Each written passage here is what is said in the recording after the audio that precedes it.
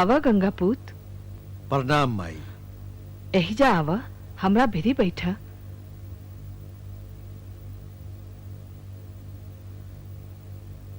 अब बतावा, तोहार विद्यालय और शस्त्रालय कैसन चलता? तोहार से कैसन बाड़े जा? ई रवा वही लोग से पूछ ली माई।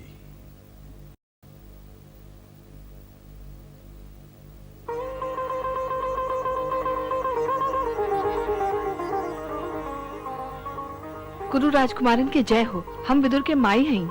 प्रणाम माई। प्रणाम माई। माई माई माई। आवा धृतराष्ट्र।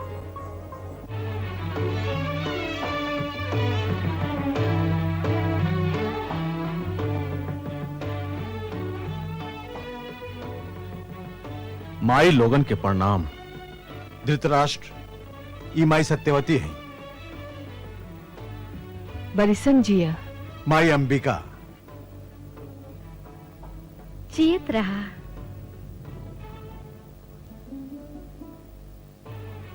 माई अंबालिका। जुग जुग जिया। आवा। यही जय विराजा। पांडु आवा।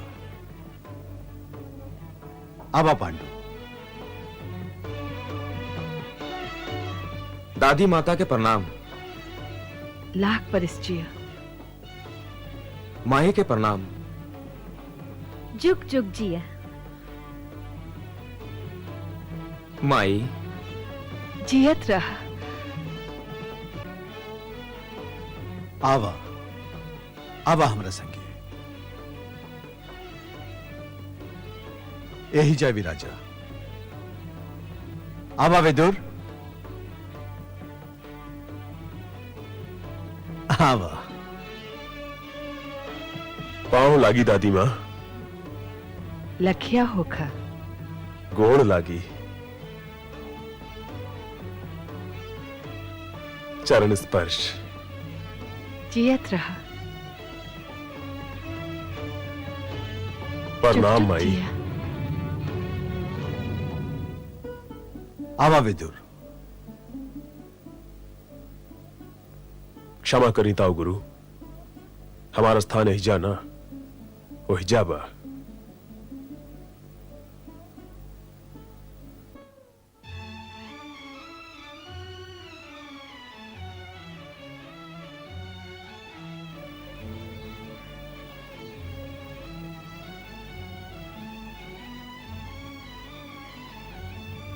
हाँ, कहा गंगापूत।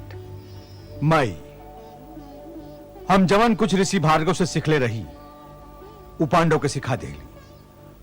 आज सगरे भारतवर्ष में केहू ऐसा नहीं खे जो पांडु के बाण के सामना कर सके।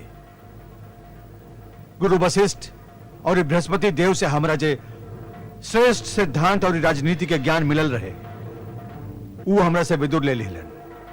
ये युग के परम विद्वान और नीतिवान हवन, और इनका नाव सदा आदर के साथ लिहल जात रही। और ये हमार धृतराष्ट्र गंगापूत। धृतराष्ट्र कुरुवंश के जेठ बेटा हवन माई। ये बड़ा बलवान बाड़न, पाथर के चुटकी से मिस सकेले। ज्ञान में पांडु और विदुर के साझीदार हवन।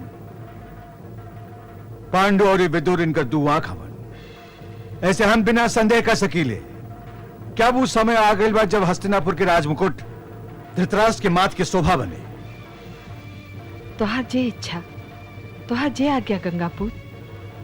आज्ञा होके ता हम कुछ निवेदन करी ताऊ गुरु। आज्ञा। हा। रउए से शास्त्र और नीति के जवन ज्ञान मिलल बा, वही के आधार पे कुछ कहे के साहस करत हैं कि ऐसा कवनो आदमी राज सिंहासन पर ना बैठ सके जो शारीरिक दृष्टि से संपूर्ण ना होके। बड़का भैया धृतराष्ट्र अपना ज्योतिहीनता के कारण राज सिंहासन के जोग नहीं खन। राज सिंहासन के जोग तब पांडु बाड़न, खाली पांडु। ना विदुर, हम अपना बड़ भाई के सामने राज सिंहासन पर ना बैठब। प्रिय भाई, यदि हम स्वयं तुहार हाथ थाम के तोहरा के सिंहासन तक ले जाएं और तोहरा को स्थान ग्रहण करे के आदेश दी, तब विदुर ठीक कहा तारन ताऊ जी। जे आदमी स्वयं अपन रक्षा ना कर सके, वो राज के रक्षा का करी? हस्तिनापुर के राजगद्दी के जोग तक खाली एक ही आदमी बा, हमार भाई पांडु। तू तो कुछ बोला गंगापूत। ये निर्णय तो रहुए लेब माई। हम तो कुरु वंश और हस्तिनापुर राज सिंहासन से बनहाइल हैं। जे ए राज सिंहासन पर बैठी ओकर सेवा और रक्षा कैल हमार धर्म है। के बैठी ई निर्णय रहुए ली माई।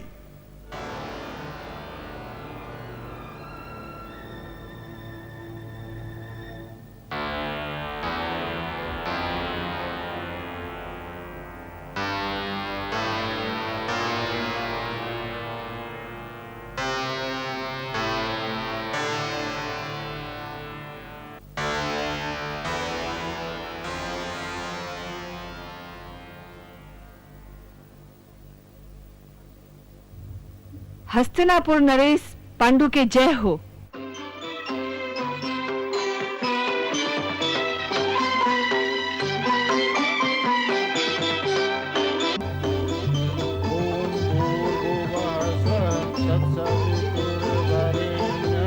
महाराज पांडु के, महाराज पांडु के, महाराज पांडु के, महाराज पांडु के।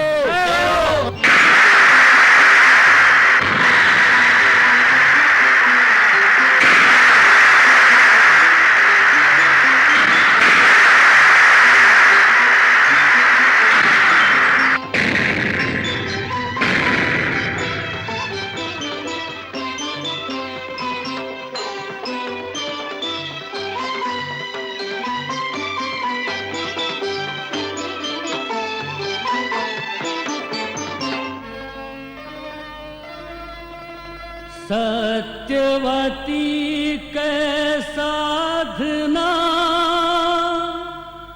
भीषम के तप त्याग, भरत वंश के भाग फिर, गैल जतन से जाग,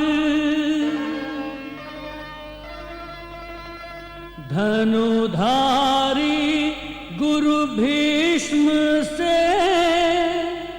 पाई अगाध ज्ञान, चीर अनहरिया के उगल, फिर आकाश में चान। सीख हम बीतल दिनन से नए जुग को करी स्वागत, करी स्वागत, करी स्वागत, करी स्वागत।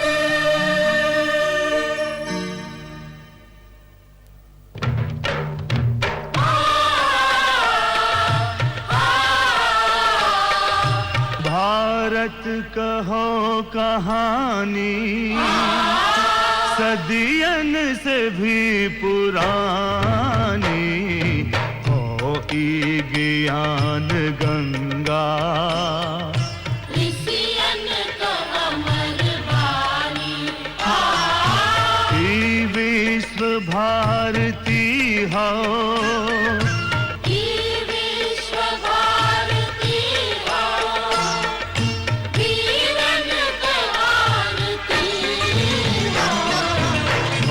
नित नई पुरानी।